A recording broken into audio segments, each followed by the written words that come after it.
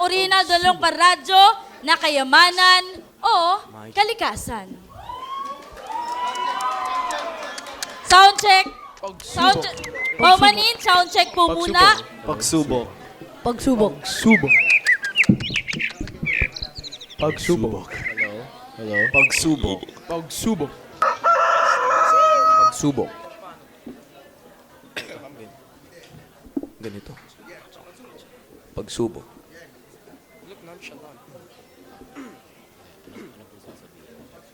Pagsubok. Pagsubok. Pagsubok. Pagsubok.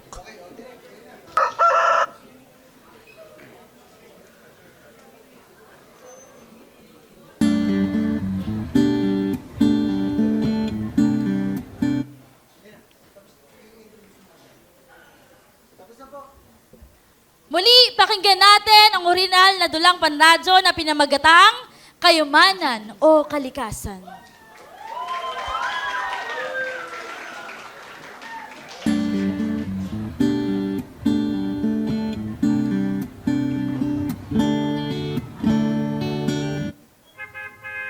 Mga bata, malapit na tayo sa gubat ng Arayat. Huwag ninyong kalimutan dalhin ang mga notebook nyo para sa observation. Nakakainip naman dito. At sa BGC na lang tayo pumunta eh. Sander, mas maganda dito kaysa sa BGC. Ang gubat ay maganda at mayroon itong mga likas na yaman. Ay talaga ba, Sean? May nakikita ka bang arcade dito? Puro puno naman eh. Napakainit pa. Sir Mark, bakit parang ang daming natumbang puno? Oo nga. Paano nakakalungkot dito, Sir Mark? Ay, di ko alam. Pero, tignan natin. Ang init naman dito. Kaya nga, Tyro, nakakainis naman. Walang aircon dito eh.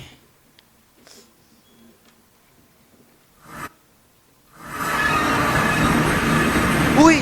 May portal? Uy, mga bata, huwag kayong lumapit. Huwag kayong matakot sa akin. Kailangan ko lang ng iyong tulong.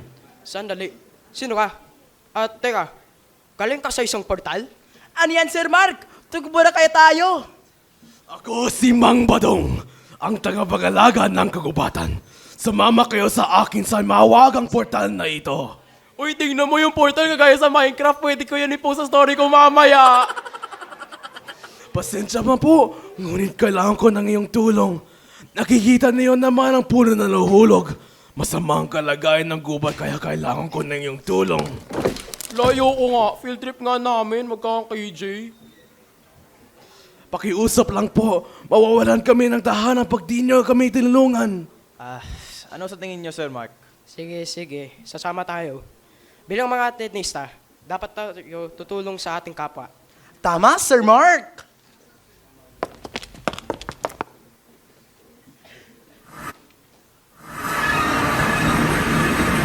Halina't samahan ninyo ako.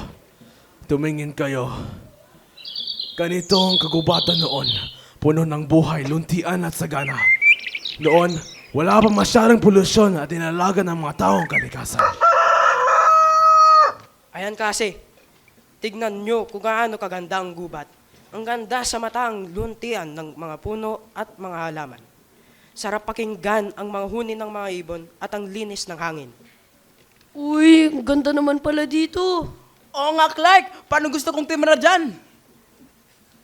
Ngunit tinin na yun. Dahil sa kasikaman ng tao, unti-unting nasisira ang kalikasan. Grabe, Mang Badong. Nakakadiri dito. Ang pangit pa. Napakaputik. Maano yung sapatos ko eh. Tingnan mo, wala ng puno. Natumba na lahat. Wala pang buhay oh. Paano ako makapag-picture? Sander, wag ka naman ganyan. Bakit nasisira ang gubat, Mang Badong? Ang daming patay na halaman dito. Isang mayaman na CEO, si Jeff Bezos, ay nagpuputo ng mga puno. Si Jeff Bezos? Sayang lang naman yung mga puno dito. Ang pangit naman ang gawa niya eh. Ay nako, Sander, bakit ka naman ganyan? Pero, Mang Badong, ang lungkot naman yan. Masasaktan ng kalikasan kapag walang mga puno. Sobrang hirap pala ng sitwasyon, Mang Badong. May mga taong paliting po.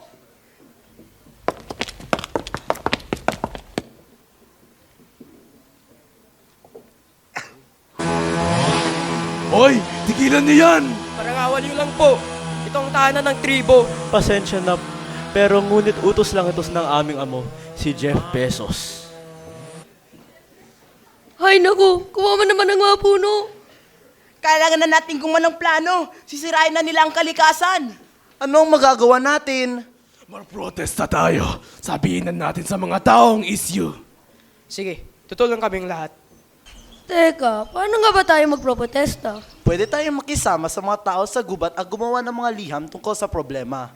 Sige Sean, gumawa na tayo. Klase, dapat komunista tayo. Sama-sama nating suportahan ng tribong ito.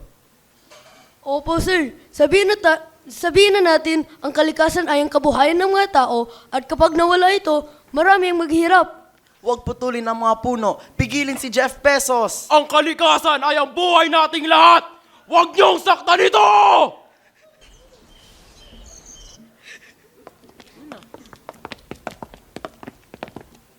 Sumali po kayo.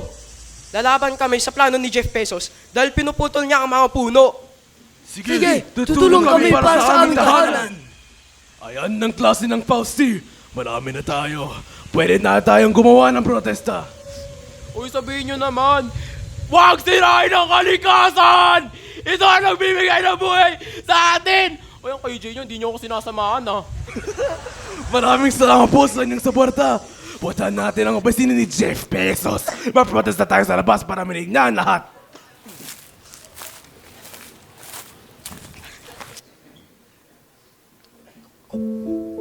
Mahal, paano na kaya kita magagamot?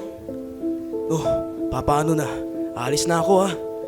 Baka makita na ng mga gagawa ko ang gamot sa mga puno. Uy, teka, sino ba kayo? Jeff Bezos, sa ginawa mong pagwasak sa kagubatan, harap ka sa hostisya.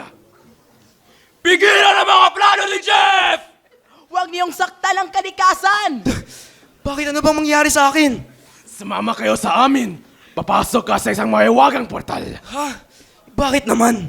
Nandito ang mahiwagang gamot sa sakit na nanasan ng kalikasan. Uy, sandali. Gamot? Sige, sasama na ako.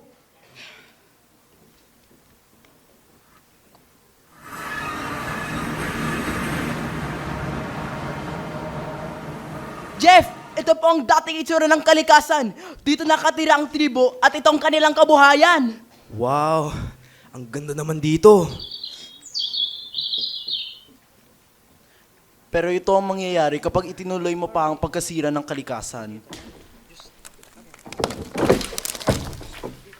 Ay, grabe naman pala. Di ko naman alam na marami yung sasaktan eh. Sige, titigil ko na. Wow, maraming salamat, Jeff. Pero sinasabi ko sa'yo, pag di ka tumulong, hanapin kita. Oo, sige.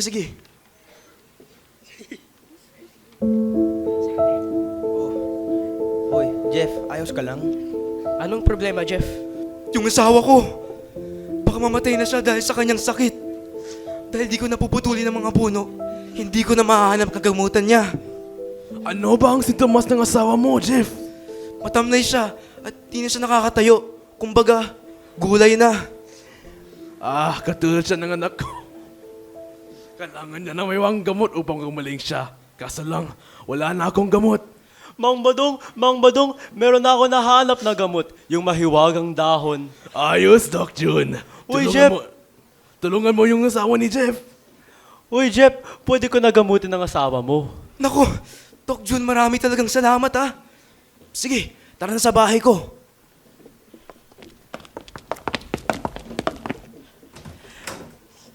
Ilalagay ko lang sa mainit na tubig ang mahiwagang dahon. Ginang Pesos, inumin niyo po ito. Sige, Doc John.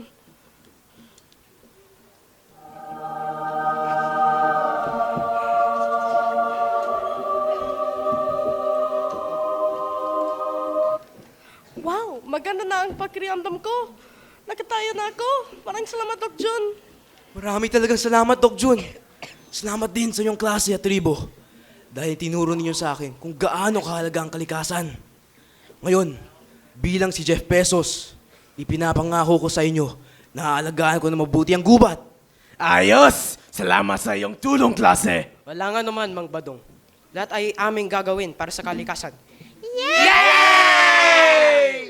sinamahan nyo na ako. Kaya laging tandaan klase, ang kalikasan ay dapat nating alagaan. At huwag ninyong sabihin ito sa mga magulang nyo.